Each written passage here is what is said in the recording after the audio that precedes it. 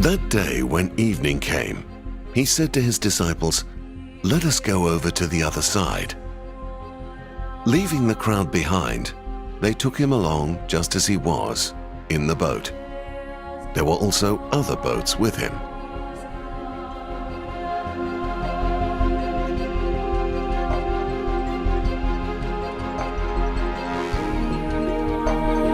A furious squall came up, and the waves broke over the boat, so that it was nearly swamped.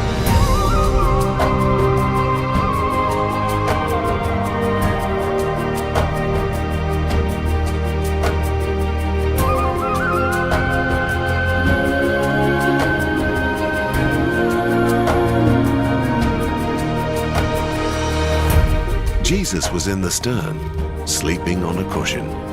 The disciples woke him and said to him, "Teacher, don't you care if we drown?"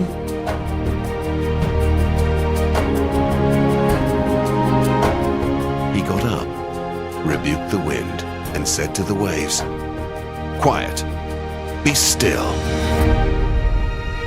Then the wind died down, and it was completely calm. He said to his disciples, "Why are you so afraid? Do you still have no faith?" They were terrified and asked each other, "Who is this?